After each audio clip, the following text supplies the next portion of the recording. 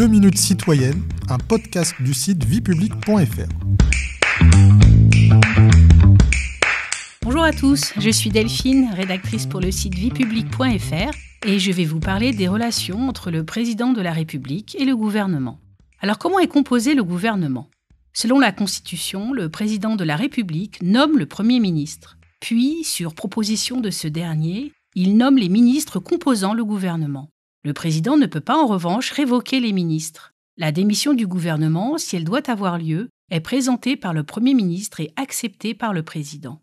En période de cohabitation, lorsque le chef de l'État et le chef du gouvernement sont issus de deux camps politiques opposés, le président de la République doit choisir un Premier ministre issu de la majorité parlementaire. Il respecte ainsi le choix exprimé par les électeurs aux élections législatives. De plus, le gouvernement n'est pas responsable devant le chef de l'État. Celui-ci ne peut donc renvoyer le Premier ministre et son gouvernement. Cependant, si cette règle se vérifie en période de cohabitation, ce n'est pas le cas lorsque le président et le gouvernement sont de la même tendance politique. En effet, si le président ne peut pas théoriquement révoquer le Premier ministre, dans la pratique, il peut solliciter sa démission. Ce fut le cas de Michel Rocard en 1991.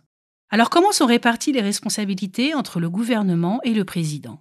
La répartition des rôles est différente selon les cas. La Constitution, à l'article 20, prévoit que le gouvernement détermine et conduit la politique de la nation.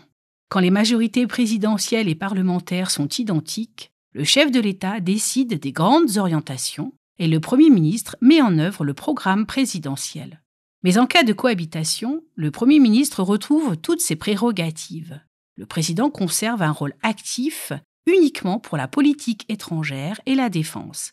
C'est ce qu'on appelle le domaine réservé.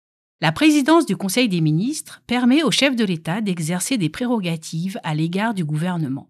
Il doit signer les décrets et ordonnances délibérés en Conseil des ministres. La première cohabitation, en 1986, a montré qu'il pouvait refuser de signer des ordonnances. Vous pouvez réécouter ce podcast et toutes nos séries sur vos plateformes préférées et notre chaîne YouTube. N'hésitez pas à vous y abonner. Et pour en savoir plus, rendez-vous sur notre site internet viepublique.fr et nos réseaux sociaux. On se retrouve très bientôt. Au revoir à tous.